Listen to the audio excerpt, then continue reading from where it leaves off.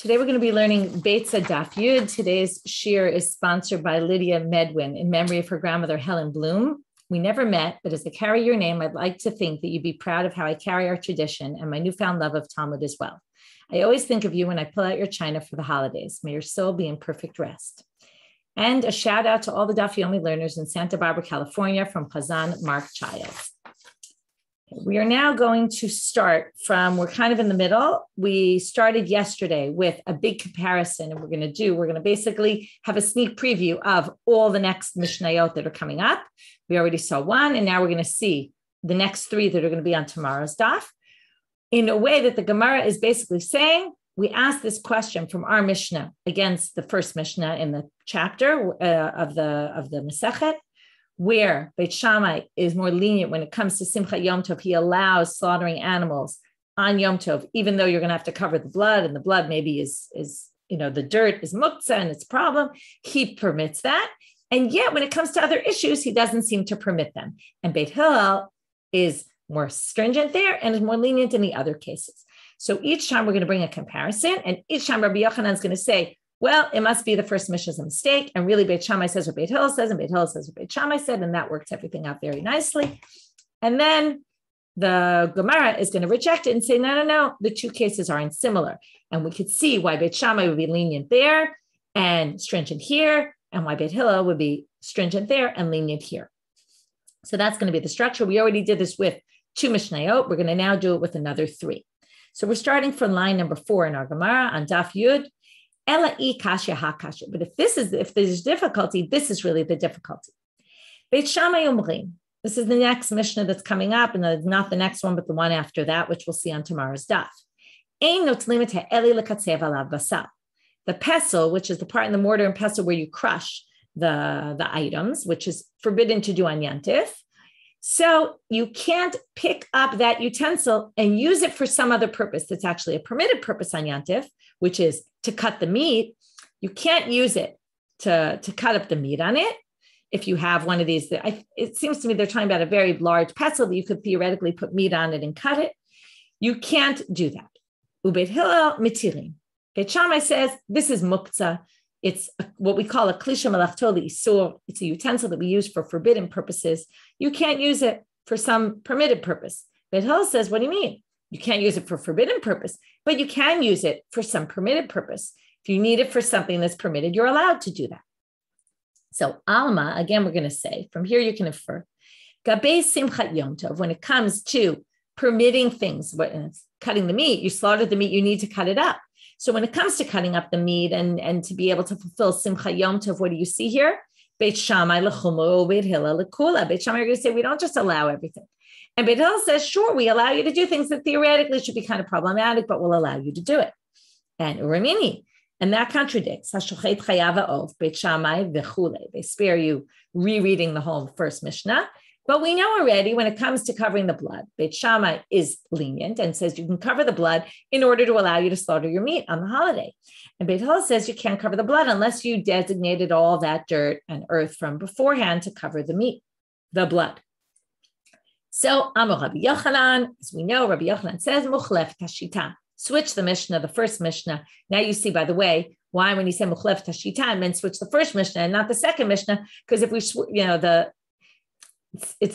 instead of saying that, maybe Beit Shammai is lenient across the board, we can't say that because every other Mishnah is going to show Beit Shammai as being strict. So therefore, if you're going to switch, you're only going to want to switch one, switch the first one that shows Beit Shammai as being lenient. Also, it matches. In general, we don't usually have Beit Shammai being the lenient one. So it's more likely that's the one we should switch the opinions and say that Beit Shammai is actually stringent and Beit Hillel is lenient. Mimai, but the Gemara says, what are you talking about? And this is going to be the same in all of them. You can see from the chart. Dilma lohi. No. Adkan lo ka'amre Beit Shammai hatam. And that's why you're comparing these two cases and thinking they're the same. They're very different. When Beit Shammai was lenient when it comes to Kisoy Adam, he really was lenient. Why? Because we already explained, it's only when you already put your shovel in the ground and it was ready, you kind of prepared the dirt from beforehand. But here, but here you're talking about taking a utensil that's used, the pestle is used with the mortar and pestle. You use it for crushing things. It was designated from before Yantif to be used for that, which we can't use on Yantif. So therefore, we're going to say that he wouldn't allow this muktzah issue. But, right, so he won't allow it here, even though he allowed it there, because they're two very different cases. What about Beit Hillel? We have to explain not just why Beit Shammai is more lenient there and more strict here, but why is Beit Hillel strict there and lenient here? Inami, alternatively, you could say, when you look from the other perspective at Beit Hillel, ad kalo ka'amar Beit Hillel hacha, ela di'ika torat kli alav, aval hatam lo.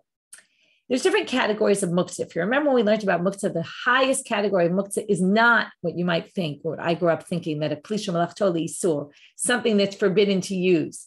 No, something that's forbidden to use on Shabbos because it does something that's, a malacha, like, let's say, this eli, this pestle, or a pen, or, whatever it might be. That's actually much better and easier to permit in certain circumstances than something that's totally useless, like rocks. Rocks are totally useless. They're not even called a kli. Once something is called a kli, it's a utensil, it already has a purpose. Now, it's true, its purpose can't be used on Yantif. You can't use it for its purpose, but things like that we permit to move in certain circumstances. It's called l'tzorech gufo or l'tzorech mekomo. If we need the goof of the item, we need it itself, like here. We need the pestle in order to cut meat. Cutting meat is allowed. So if it has a purpose that's permitted, we're allowed to use it. As opposed to, I wanted to also say l'tzorech mekomo. Like, for instance, if you have something that's in the middle of your table and it's in your way and you want to move it. So even if it's muktzah, you're allowed to move it in order to make room at the table. Or something's on your bed, you're allowed to move it. Again, it depends which category of muktzah. There's something that's more strict, like the highest levels of muktzah are machmak ufo. And the next one is machmak chesron kis. If it's something very expensive, like let's say you have your phone on your bed. That's a little trickier because your phone is something that you use as a phone. You wouldn't use it for any other thing, right? You wouldn't use a phone. Maybe you would use it to put, to block papers. I don't know. Maybe a phone isn't the best example, but let's say you have a really fancy camera or something that you would never think to use for anything else. It's something that would get ruined if you were to start using it for other things and you would never do that. Then it's also problematic to move. But anything that's like a basic klisha malachto lister, you can actually move for these purposes. And that's what you see here Beit Hillel is saying. You could use it if it's for a permitted purpose. Okay, so now they say, and I see you're talking, the rocks and designate them. I see in the chat a little bit of what's going on. Rocks that you designate as something different. That's a whole other issue. That turns the rocks into something useful. And that you can only do from before Shabbat. What I'm talking about is when it's already Shabbat and you didn't designate this pestle or, let's say you want to use a pen as a bookmark. Let's say you don't have anything else to use. Maybe you should ideally find something else. But let's say you have nothing else and you theoretically, right? And the concern is you might use the pen for something else, but theoretically, since it's a klisha malachto lister and it has another purpose, again, this maybe would only be if you generally use pens as bookmarks, so not necessarily the best bookmarks, but I'm trying to think of something that you could theoretically have a use for something that since it's already a kli, so you can just easily use it for something that's permitted, okay? Right, like scissors to open milk or something, okay? Whereas if it's not a kli at all, then it's much more difficult. So that's why you can't compare these. Right? What was the comparison? The dirt, the earth that we wanted to use, that has no purpose. That's useless. That's like rocks. So that can't be used for some permitted purpose. So forget that Mishnah. That Mishnah doesn't raise any sort of contradiction because the cases are not comparable. But let's try the next Mishnah. Beit Shammai omrim. Ein notnim et ha'or lifnei hadorsan v'lo yagbihenu elim ken yesh alav kezayit basal. Ubeit Hillel mitirim. Again, you see Beit Hillel's Mekel. What are we talking about? When you slaughter an animal on Shabbat, you don't just have the meat of the animal, which obviously you're now allowed to cook, but there's the hide of the animal. Now, what happens to the hide? If you leave it over Yantif, it'll get ruined. So you immediately have to start processing it. But the problem is you can't process the hide because that's forbidden. That's a malacha, ma'abed. It's called to process the hide is one of the malachot, because it's what they would do, right? Hashochet, and then it goes into hamafshit, you take off the hide. Right? These are all the malachot, and then hama'abed, and you process it. So what's the problem? if we don't allow you to process the hide right now, you're not going to want to slaughter the animal because you don't want to have such a huge loss. You don't want to lose it. So you might decide, you know what, I'm not going to bother slaughtering the animal, and then you won't do Simchat Yom Tov. So comes Beit Hillel. I'll start with Beit Hillel. And they say, you're allowed to what?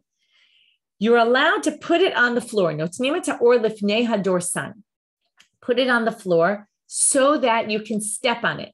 People will pass by and they'll step on it. And when they step on it, now they're not stepping on it in order to cause it to be processed. However, the result will be that over time, right, while people are stepping on it, it will start the processing going.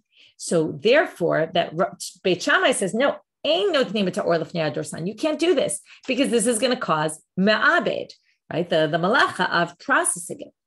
But Beit Hillel says, no problem. You can do that because otherwise you're not going to keep Simchat Yom Tov, right? Because you'll say, I'm not going to bother slaughtering the animal. And not only that, but since you can't do that, this object is muktzah. It has no use, this hide on Yantif, in which case you can't pick it up. Let's say you dropped on the floor. You can't pick it up if there's a kazayit of meat attached to the skin, right, that kind of came off with the animal, then because of the meat, you're allowed to move the hide because it becomes kind of, right, secondary to the meat. The meat becomes important, and that's something you can use on Yom Tov. Beit Hillel allows all of this. So Alma, what do you see here? Gabei Simchat Yom Tov, Beit Shammai l'chomer, Beit Hillel l'kula. Right? Beit Shammai, you're strict. Beit Hillel is lenient. Urimini, and that contradicts. Let's see where this is going. Hashochet chayav ha'of b'Yom Tov, which Beit Shammai was stringent and lenient, and Beit Hillel was stringent.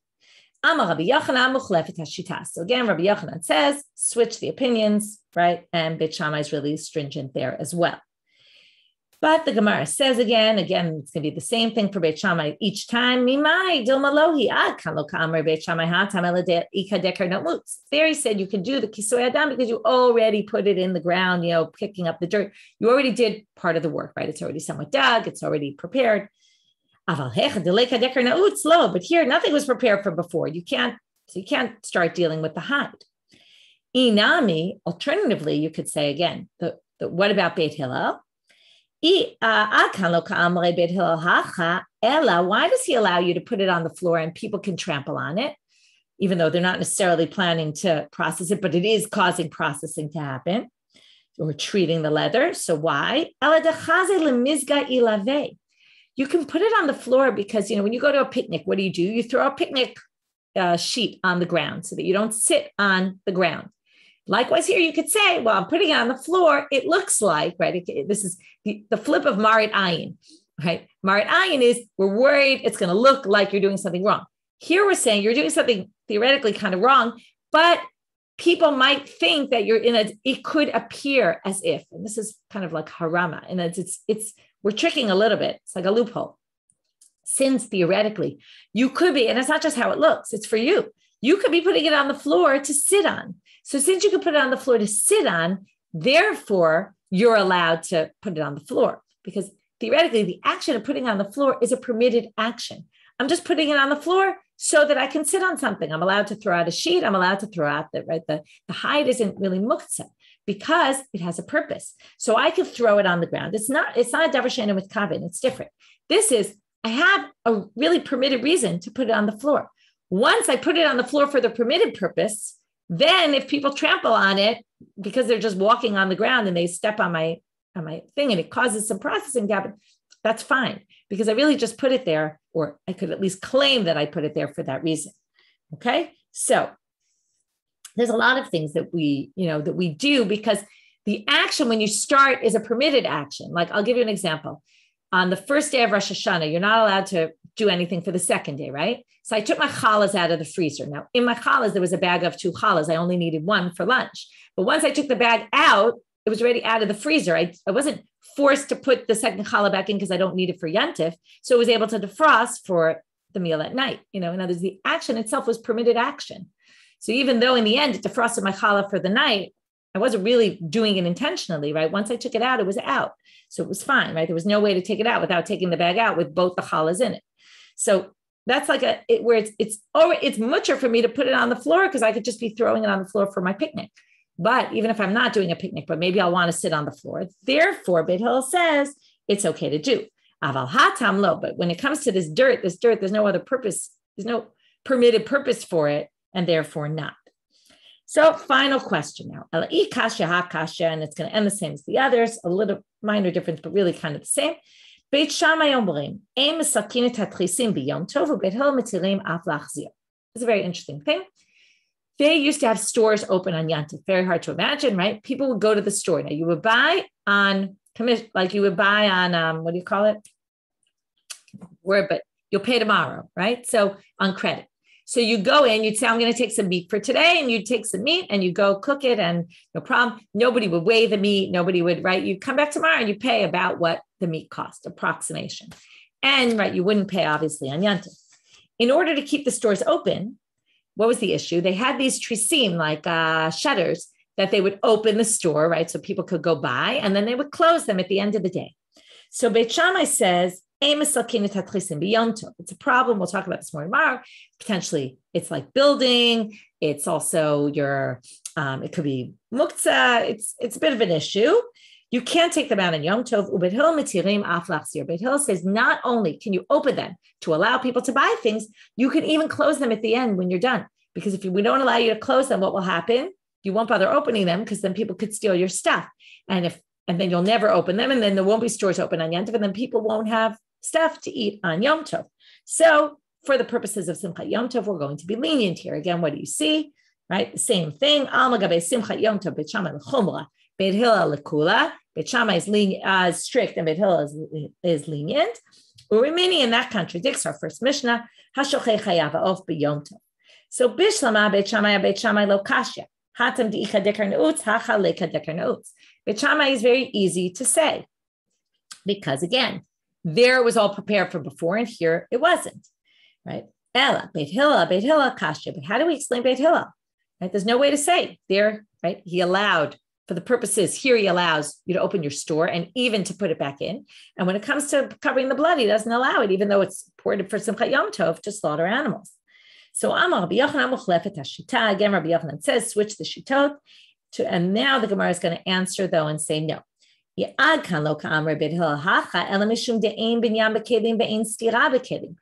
didn't even see any halachic issue with this at all. Because if you want to say it's like building, this is not building. There's no building when it comes to a kli. Something not attached to the ground doesn't come into the category of building.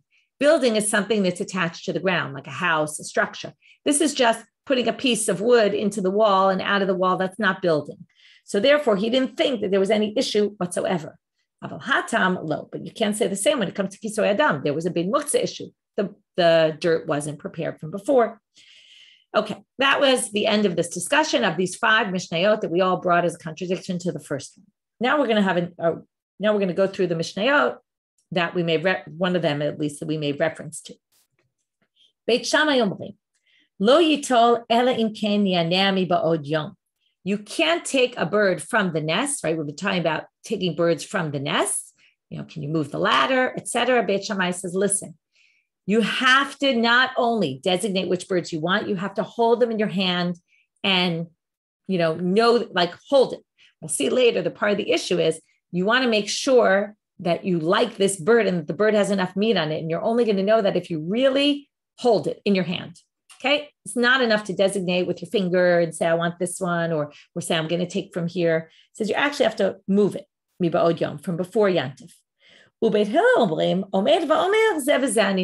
just have to stand there and say, I'm going to take that one and that one. You have to point to them. Okay. But notice that Beit Hillel even needs you to point.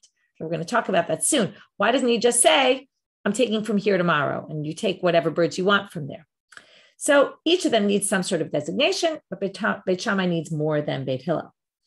Amal of Hanan bar Ami, if you remember, he also chimed in about the debate between Beit Shammai and Beit Hillel previously. Now he's going to say about this one, Machloket bebrecha rishona. The machloket between them, and now it's going to come out. The reason you have to do niyanua is a little different than what I suggested. The machloket's only in the first brood of birds that come out. Okay, and every season there's birds that are hatched. And it's the first one of the season. Why? The first one of the season, now here's a big debate among the commentaries. Rashi says, what's the difference between the first bird, the first group? Well, the first one, shall call shana liyot litzevet li'ima. Usually you leave the first ones to keep the mother bird company, okay? And then all the others, we generally slaughter. Those generally aren't slaughtered. And therefore, Beit Shammai says, if you want to slaughter those, you have to actually hold them in your hand before so that, right, he's worried. What's he worried about? Beit Shammai says, we're worried you're going to change your mind about them. So if you actually held them and touched them, it's clear you plan to use these. Anything less, since there's a likelihood you're going to want to leave that first brood for the mother bird to keep the mother bird company, therefore, since there's a likelihood you're going to change your mind, we make you touch them. Otherwise, we're worried you're going to change your mind. Beit Hillel aren't so concerned, even the Breicha Rishona. In the Koren, Steinzel says a different explanation. He says the Breicha Rishona was the one you used for, I would say, almost in experimental purposes. They were the ones that you used to see how strong is this bird, like this mother bird, how well are the birds going to do over time. So that one you're going to leave more likely because you're using it as your experimental one, whereas the others less so. Again, it's not so clear what this is about. The main thing that you have to know here is if the Gemara assumes that whatever it is, you have more of a likelihood of wanting to leave these birds and not slaughter them. They're usually not slaughtered. But if it comes, if it comes to the second group of birds that are hatched, and the rest, obviously, it's enough to just say this and this, because there's a less likelihood that you're going to change your mind about it. Now we want to know, why does Beit Hillel say you have to specify this and this? Theoretically, you could just say, Lema, mikam anino tel machal. You could just say, I'm going to take from this nest tomorrow. And then you come the next day, you take whatever you want. Now, what about designation? You didn't designate them all. Well, this is what we call breira. When I say I'm going to take from here, when I go tomorrow and I take 2 of the 10 birds, let's say, it becomes retroactively designated that they were the ones I intended to take from yesterday. Okay, that would be if you held by breira. So they say, why wouldn't Beit Hillel hold by breira? And if you want to claim, well, Beit Hillel late lahu breira, maybe Beit Hillel don't hold by breira. They don't think it works. Remember, all along we've seen these machlokot. Does breira work? Doesn't it work? Can you retroactively designate something and say that it was as if I designated it specifically from yesterday? Well, we're going to show you a Mishnah now where it seems clear that Beit Hillel holds by breira. In which case, we're back to square one. Beit Hillel holds by breira. Then it should be enough to just say, I'm taking from here tomorrow, and retroactively it will all be good. How do we know Beit Hillel holds by breira? For this, we get into a whole different situation, which is there's a dead body in the house. We know tumat oel, everything in the house becomes tameh. What about windowsills and doorways? So if there's an assumption, right, you would think just within the walls of the house. But if you have things in the windowsills, if it's a window that's 4 by 4 tefachim, handbreadths, okay, then it's big enough for the body to be taken out through the window. Then all the windows, anything windows, entrances, are all potentially, everything in them becomes tameh. That's in the case, we're going to see, if every entranceway is closed. If one is open, then only that one, we assume that's the one you're going to take the dead body out, and therefore only that doorway becomes problematic or that window, but all the rest are pure. So let's read our Mishnah with that background. V'hatznan. Hamet babayit v'lo p'tachim harbe. This dead body in the house, there's a lot of entrances. Kulam tmeim. Everything becomes tameh. But niftach echad mehen, if one of them becomes open, as you open a window or you open a door, and then presumably once it's open, that's the one you're going to take the dead body out through, hu tameh v'kulan torim. Then it changes everything. That entranceway becomes tameh, and everything else is as pure. Chashav lahotzio be'echad mehen. Even if they're all closed, but you had intent, I'm going to take the dead body out through the front door, let's say, or through whatever it might be. Or bechalon sheyesh bo arba'a, or a window that's 4 by 4 tefachim, matzelet al kol ha'ptachim kulam. It basically saves all the other openings, meaning anything in the end, other window sills or doorways is all pure. Okay, it protects that. Once I even just have in mind. Now, Beit Shammai umrim, here comes the big part. Beit Shammai says, "V'hu shechashav lotzio ad shelo yamut hamet." This all has to be predetermined before the dead body dies. Imagine someone's about to die in my house. I immediately open a door, or I think to myself, I'm going to take the dead body out through this window. Then I can protect everything else. But if the dead person died and everything was closed, I'm stuck. Everything becomes tamei. Everything on all my windowsills. Right? Imagine you have a lot of tchotchkes and things around your house, right? All of that problem, right? Not just around your house, but on your windowsills. But Beit Hillel omrim, af mi sheyamut hamet. Even once the person dies, you can then still say, oh, I'm going to take it out. And then, sounds like, retroactively, even though when the dead body died, the person died, we had no idea which opening. When you come 2 hours later and say, oh, we're going to the funeral now, I'm going to take the dead body out through this door, you basically undo whatever was done before, right? We basically say, oh, well, whatever you thought was tamei because it was in a different windowsill, it's actually fine. That's what Beit Hillel said. Or maybe not exactly. So if Beit Hillel say that, that sounds like there's breira, which goes back to square one, which is if Beit Hillel holds breira, then why can't you just say, I'm going to take from this nest, and tomorrow you go and you choose, and whichever ones you choose, retroactively, that must have been the ones you intended. So they say no, because ha'it marala, wasn't it said about that Mishnah? Amar Rabba, l'taheret ha'ptachim mikanu lahaba. When I decide I'm taking, even after the person dies, and I decide I'm taking it out through this doorway, from then on, if I put something in a windowsill or someone puts something in a windowsill, not the one I'm taking it out through, it'll be pure, but it doesn't undo everything that became impure a few minutes ago. So it doesn't do retroactive. So this doesn't teach you anything about breira. He also said, which he said the same thing as Rabba, which means mikanu lahaba in and lemafreya, but it doesn't work retroactively.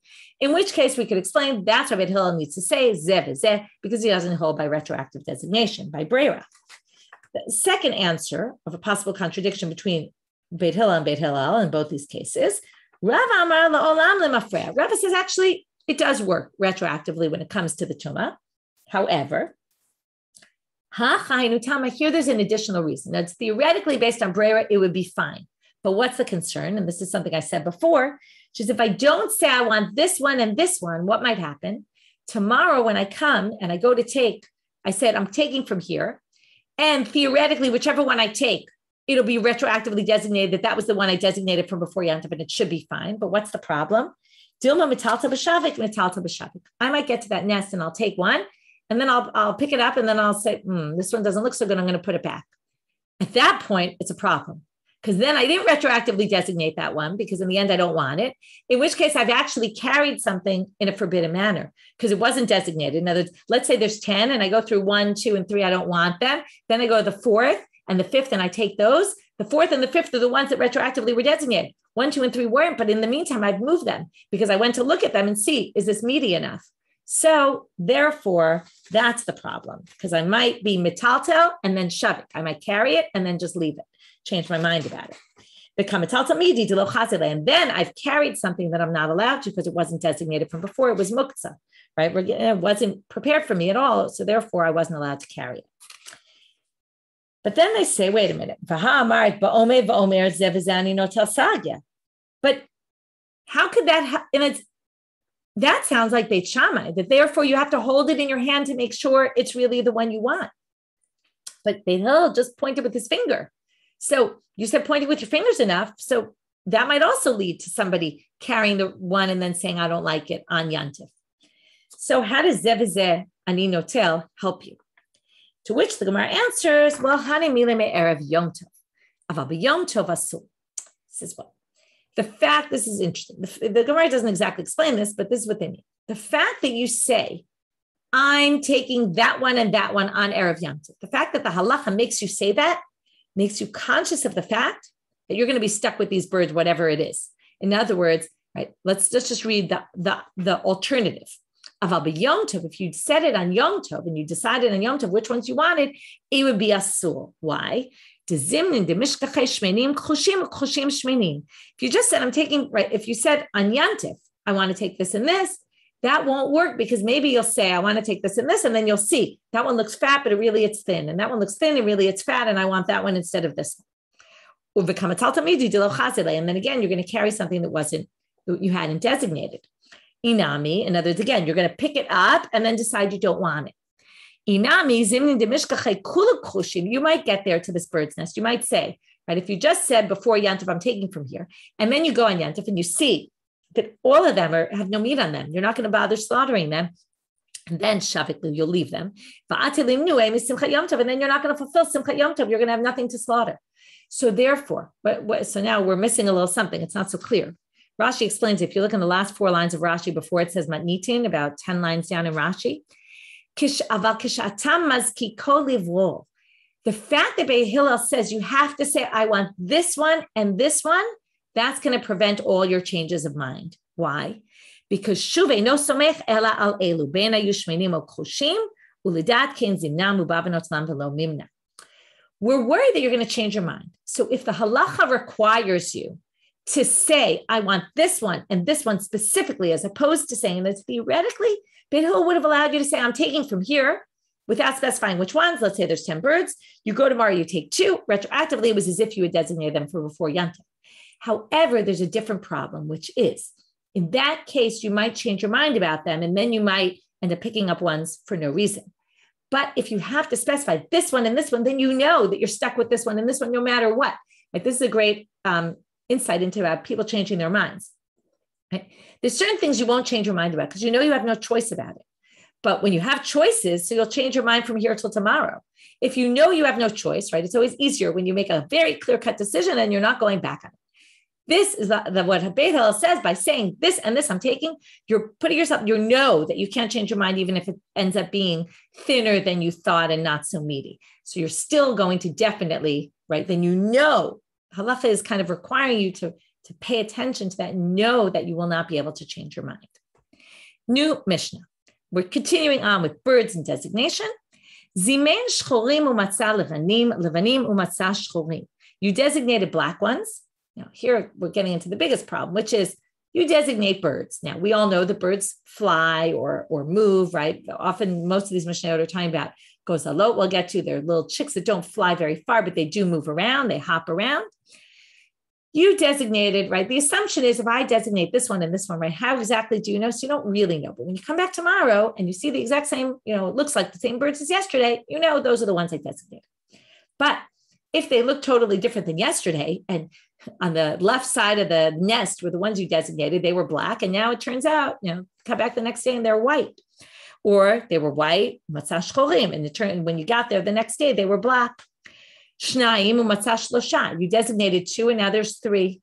There were only 2 birds there to begin with, and now there's 3. You don't know which one you designated. So asurim. All of these are forbidden because what you put is not what you left there and designated is not what you see right now. So they're all forbidden. But shlosha umatzah shnayim, if there were 3 yesterday, and now you come back and there's only 2, what can you assume? That 1 flew off, but the 2 that are there are the original 2 that were still there, and therefore mutarim. We're going to have to see later, would everyone agree with this, or is there a machloket about it? It was it was in the nest when you designated it, and the next morning you find it outside the nest. So asurim. You can't assume that the bird you find outside the nest is the one that you left. Vim ein sham elahem, but if there's no other birds in the area, then harei elu mutarim. Then you can assume it's yours. Okay, we're going to have to see what does that mean. Those last 2 cases are in tomorrow's daf. The first few cases are in today's daf. So the black ones and the white ones, the Gemara says, pshita. Okay, I see you're asking about putting a string on it. No, people didn't put a string on it to designate. They just designated and assume that tomorrow they'll be there. I assume, again, I don't know enough about birds. And as I told you, Shuli Mishkin wrote an article with some background about it. I don't remember if she relates exactly to this issue, but I have to assume that there was an assumption that these birds kind of live in this nest and they go and they fly and they come back to their own nest, right? That makes sense also. That the birds are going to basically end up coming back. So if they're exactly where you left them, you can assume it was the one that you left. It makes sense. Pshita. So the Gemara says, obviously, if you left them and you designate black ones and now there's white ones in their place, of course, that's not the ones you designated. So obviously it's forbidden. So why is the Gemara even telling you this? So Amarama, Rabbi says, no, let's explain the Mishnah a little different. Kigon shezimen shchorim ulevanim. You designated black ones and white ones. Let's say there were a bunch of black, a bunch of white. You designated 2 blacks and 2 whites. Bishkim umatzah shchorim bimkom levanim ulevanim bimkom shchorim. In other words, the blacks, let's say, were on the left side, and the white ones were on the right side. And when you came back the next day, they had changed places. Now, again, you don't know. Did they change places, right? The assumption is because they're not where you left them, there's no assumption, as I said before, the assumption is if they're in the same place, they're the same birds. But if now they switch locations, then there's no way to know if it's a new bird that came in its place, and then you can't use it anymore.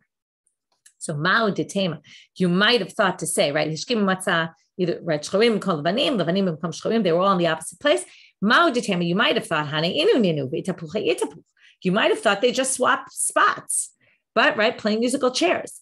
Kamash malam, therefore, it comes to teach you hanachaz li alma v'hane acharine ninu. The fact that they left shows that it could be other birds that came in their stead. We don't know, just because they're not in their original spot, they move somewhere else. We assume they could be gone entirely and they're not the same ones.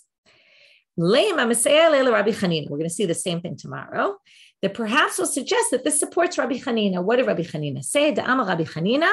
This is in a different situation, but it's the same kind of idea. Rov v'karov halach achal harov. When it comes to, we have different factors that help determine when we have a suffix case, like the classic case of 9 stores, right? 9 are kosher, 1 is not kosher. You find a piece of meat. Can you assume it came from a kosher store or not? Right? So there's rov. We go by, well, majority of stores are kosher. What if it's outside, though, the one non-kosher store? Do we say karov, because it's right outside the one non-kosher store, that beats out the rov that most of the stores are kosher? So Rabbi Chanina says when you have rov and karov, we're going to go by rov. Rov is more of a factor and not location and where you find it if it's closer to something. So he says, this seems to imply the same thing because it's in the same nest as the blackbirds were originally, and now you found them in a different spot. But we don't go by karov, the fact that these guys were close to there to begin with. We go by rov, that there's tons of birds out there, and most of them you didn't designate yesterday. So the fact that it's forbidden shows that we go by rov and not karov. So that should support what Rabbi Chanina says. But now the answer, the way they're going to answer tomorrow, and they're basically quoting from tomorrow's answer, Keda'amar Abaye, like Abaye says in tomorrow's daf, bidaf, hachanami bidaf. We're not talking about inside the nest. We're talking about a shelf, like a little place for the bird to perch himself outside the nest. Since it's outside the nest, there is no law of karov anymore because birds are constantly flying from place to place. And there's no more likelihood because it's close.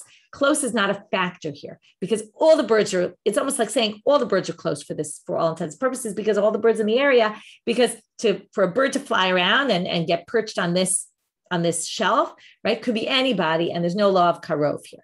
So it doesn't prove Rabbi Chanina. Okay, next case, we'll deal with it a little bit more in depth tomorrow. So if you started with 2 and now there's, right, you designated 2, there were 2 in the nest yesterday, you designated them both, and now all of a sudden there's 3 birds. What do we say? They're forbidden. Why? Manavshach. Either way you look at it, it's a problem. Either all both of the 2 flew away and you now have 3 new ones, in which case, obviously, they're all different birds. You can't eat them. Even if they're not new, in other words, the 2 are still there, a third one joined them. Well, now you don't know which is which, so you can't eat any of them because one of them definitely you hadn't designated. But what about this case? If you started with 3 and now there's only 2, it's permitted. Why? My taima. Right? You assume the 2 that are still here are the 2 that remained. And 1 flew off. There's no reason to connect between all 3. Just because 1 flew off, we assume all 3 flew off and 2 new ones came. The fact that they're sitting where they originally were before, we can assume it was the original ones and we just lost one of them. So if that's how we rule here, sounds like our Mishnah only follows Rebbe and not Rabbanat. Rebbe and Rabbanat have a debate about something else that you left, and now you have more than what originally, less than what was originally there. Do we assume that it's the same, or do we assume it's something new? It's exactly the machloket here. You know, how you would view it. Ditanya, what's the case here? Case is maser sheni money. Remember, your second tithe, you're supposed to take 1/10 of your produce, bring it to Jerusalem. But if you live far, you redeem it on a coin and you bring the coin to Jerusalem. And normally you wouldn't go that day. You would leave your coins and they would stack up for a while. You know, you'd leave your money aside, put it somewhere, safe place, and say, this is my maser sheni money. But as happens with people are forgetful, things happen. Maybe other people, come and take things. So what happens? Ditanya. Seems to be the issue that you're a little forgetful here. Hiniach maneh, you remember that you left 100. But when you go back to the box where you left your Maser Sheni money, matzah matayim, you find 200 there. And you don't remember having put another 100 for Maser Sheni money. So what do we say here? Rebbe assumes the first one you remember leaving, that's Maser Sheni. And the other one is Chulin, is just regular. It's not Maser Sheni. It doesn't have sanctity to it. The Chachamim omrim, hakol Chulin. The rabbis say no. We assume it's all Chulin because we assume that now that you have something else there that you don't even remember, probably you use your 100 for Maser Sheni, right? You don't even remember. And this is all something different that wasn't here before. If you left 200 and now you come back and there's only 100. Now this is similar to the bird situation. You had 3 and now there's only 2. So, just like the birds, we're going to view them as totally independent. One flew off, the other 2 are still here. 100 was used for, you took it maybe to Jerusalem once, you just don't remember. And the other, right, the other 100 that's still left must be left over from that 200 of Maser Sheni money. The Chachamim omrim hakol Chulin. Chachamim say there's no way that you took part of the money. If you went to Jerusalem with your Maser Sheni money and you remember that you put 200 in there in the first place and you only see 100 now, obviously when you went to Jerusalem, you took all your Maser Sheni money, and what's here now is 100 new money, which isn't Maser Sheni money. So he views the whole thing as Chulin, which sounds like he would say by the birds also. All 3 new birds, we assume they all go together. To which the Gemara says, what are you talking about? You're comparing 2 totally different cases. Afilu tema Rabbanan, ha'it marala. It was said about that case. Rabbi Yochanan v'Rabbi Elazar da Amrei Travayu, shane gozalo to'il v'asuyin l'dadot. Birds are different because money doesn't wander off by itself. The only way the money is going to go anywhere is if you take the money and bring it to Jerusalem, or somebody steals the money or something like that. But whoever took this money clearly was going to take all the money. Whereas the birds have a mind of their own and they can move on their own. One bird left, the other 2 birds stayed. They're not linked to each other at all. So therefore, right, the birds go on their own, which means the one bird flew away, the other birds are still here. So therefore, even the rabbis would agree. To which the Gemara asks, wait a minute. Why did you have to bring that answer? You really don't even have a question about Rabbanan. And we'll show you why. Okay, there was a question. It seems like our mission doesn't match the rabbis. And we answered, no, birds are different. But even from the beginning, there shouldn't have even been a question. Why is that? About the machloket, about the rabbis and Rebbe, about the Maser Sheni, also it was said by Rabbi Elazar and Rabbi Yochanan, the same ones who just said this answer. There was a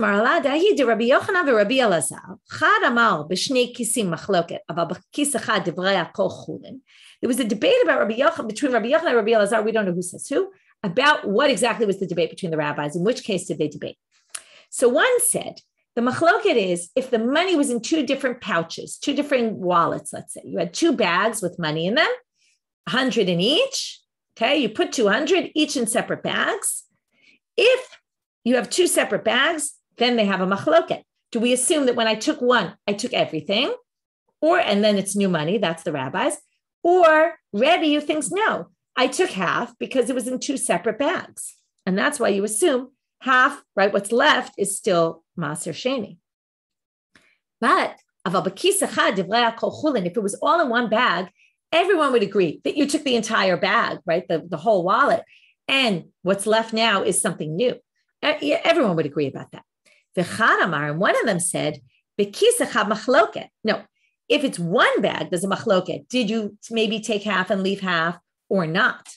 But if it's 2 separate pouches, everyone will agree. If it's 2 separate, we assume you only took one and you left the other. Even the rabbis would agree. So now, what does this have to do with our thing?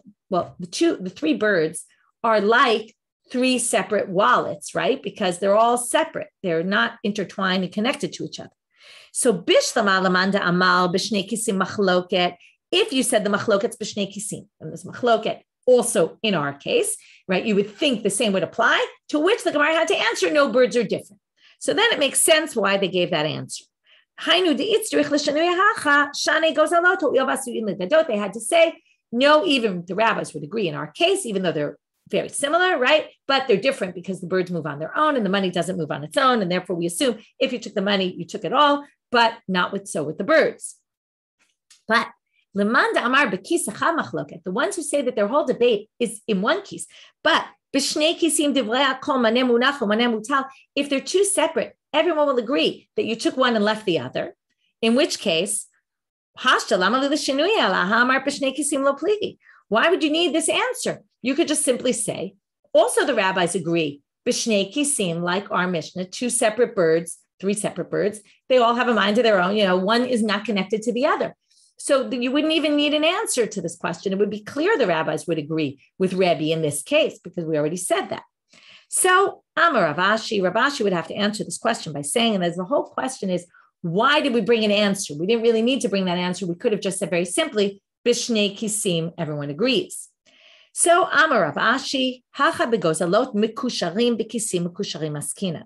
We're talking about if the birds were tied to each other and the money was attached to each other. The machloket between Rebbe and the rabbis is two pouches, but they're attached. Gozalot minatre ahadade. Kisim lo minatre ahadade. In other words, when we said b'shnei kisim, they all agree. It's two kisim that are attached to each other. They're tied to each other. If you have two pouches that are attached to each other, then the rabbis are going to say, we assume you took them both because they were attached. But with the birds, right, what do we say? Kisim lo minatre adade. The pouches don't detach. Therefore, clearly, if you took one, you took them both. Whereas when it comes to, and as the assumption is if you see two together, you're going to take them both. Okay. And they're not going to detach on their own. But the birds can easily pull and separate from each other.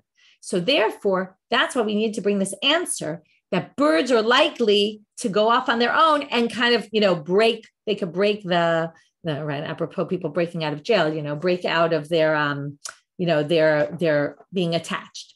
But money can't do that. So when you get there, if you tied them together, they're clearly going to stay tied together. The Rebbe Amar Lecha, Rebbe is going to say, Kisim Nami.